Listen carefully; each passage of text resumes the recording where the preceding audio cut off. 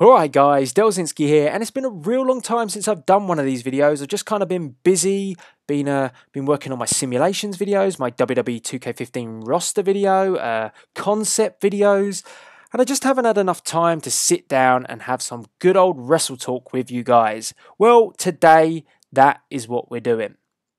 As well as that, I just want to let you all know that We Talk has had a hiatus, but it is coming back. We have not forgot about it. It's still Bagwell approved, and myself and Professor Weeds will be bringing back We Talk very, very soon.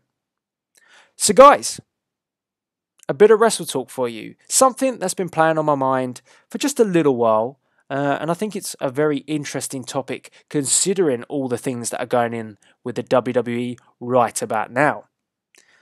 And what I want to say, and what I want to put to you guys is why? Why? Why?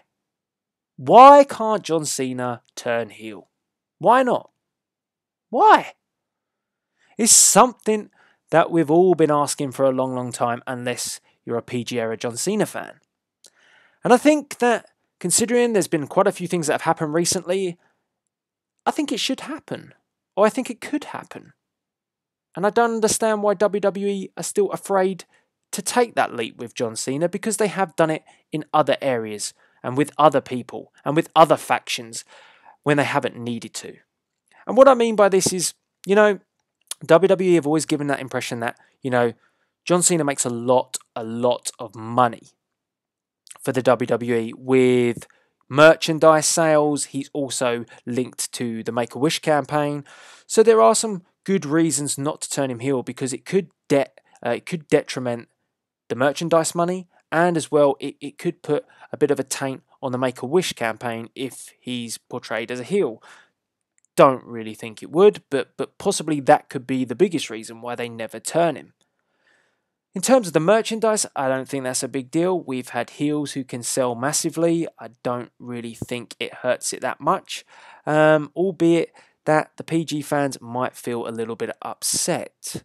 But then again, what about all the other wrestling fans that are upset right now with the current version of John Cena? I mean, maybe you flip it on his head and we'd be happy with a heel version of John Cena, and the PG people, well, they might get used to that as well.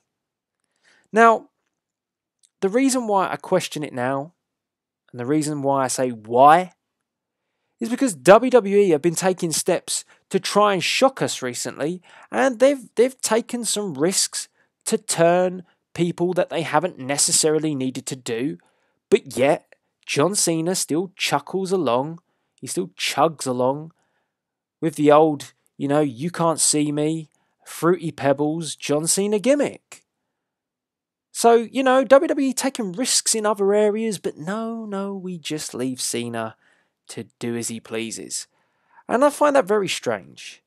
Albeit that they have tried to add a little bit of a twist with John Cena. They tried to come across by saying, John Cena's got that other side to him. That inner demon, and the likes of Kane, Bray Wyatt, all have still not managed to bring that out. He's still Mr. Fruity Pebbles. But, no one seems to bring out that demon side because it's in there somewhere. But they will never turn him heel yet. Meanwhile, and you're beginning to get my drift now, take a look at guys like Cesaro.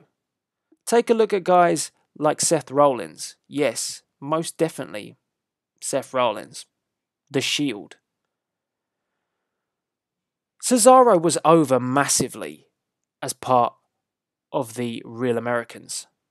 There was no need to pair him up with Heyman. In fact, I think maybe possibly pairing him up with Heyman, changing his music, has really detrimented Cesaro. I mean, I think he was a lot better and a lot more over with his old theme music, and paired with Zeb Coulter, it seems to have hurt him a little bit, Cesaro, albeit that he's been, brought out as a singles competitor a lot more. I don't really think the push has been that amazing for him.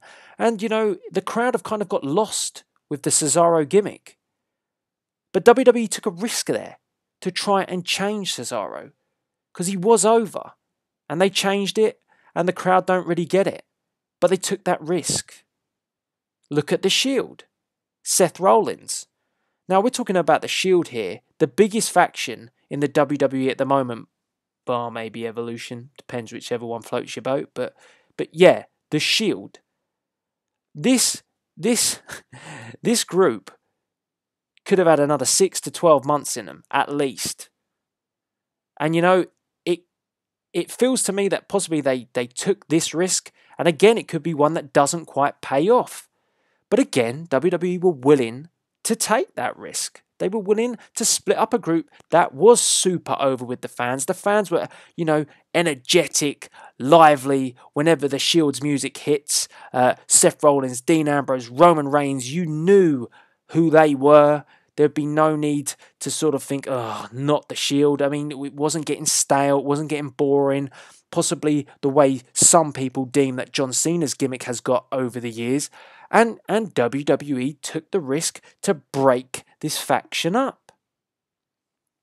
So you do that to your best faction, your faction that is super over at the moment, but yet you will not do it with a guy that your fans, a lot of your fans, have fallen well out of love with. You don't do it with a guy that many of us feel needs a revamp. And you don't do it with a guy where it's got to the stage where we're even singing John Cena sucks because we're that bored of him. And you know, look, I'm not John Cena's biggest fan, but I would have to admit that if you turned him heel, it would definitely add a new dimension to John Cena, and I wouldn't even mind a John Cena championship run as a heel because I think it would bring something new. I think it would be amazing to see John Cena as a heel because we haven't seen it in years. We haven't seen it since Thugonomics. That is such a long time ago. And possibly for me, I think it was one of John Cena's best times. So, you know, I get the balance. I get there's a problem with merchandise, Make-A-Wish. I get those issues. But at the same time, if WWE really wants to spice things up and WWE are willing to take risks in other areas, John Cena should not be an exception to this rule. You took a risk with the Shield, whether it pays off or not, only time will tell. Why not take that gamble on a John Cena as well? Hell, you just might find out it might be the best thing that you've ever done to his gimmick. So that's it, guys. I put it to you. Why? Why? When you take a look at what's going on at the moment, current day, WWE taking risks in other areas of the business, why should John Cena be an exception? I don't think he should. I think they should be open to turning him heel. I think they should be open to evaluating John Cena's position. Because I don't think a John Cena title reign as a face is ever something that anybody really wants to see at the moment. There's a lot other better viable options with superstars that are either coming up or superstars that are just simply more over than John Cena is at the moment. Roman Reigns is a perfect example of a perfect face that could come through the company right about now. And comparing a Roman Reigns as a fresh face to a stale face like John Cena, well, I know what I'd be picking. So to revamp his gimmick, there's only really one route that you can go down right now. So that's my question. I'm putting it to you guys. Why? Why can't John Cena turn heel? I want to hear your reasons. If you're a proper pro Cena fan, you know, PG era all the way, then definitely tell me your reasons why John Cena shouldn't turn heel. It's not an opportunity to bash Cena. It's just an interesting conversation. And guys, on the other side, why do you think John Cena should turn heel? I want to hear both sides of the fence. So guys, let me know via the comments box below. And, you know, as per usual, follow me on my fire-breathing Twitter machine at Delzinski for more Wrestle Talk, more news, and obviously more concepts and more simulations. And all that's left to be said, until next time, is please rate, comment, and subscribe.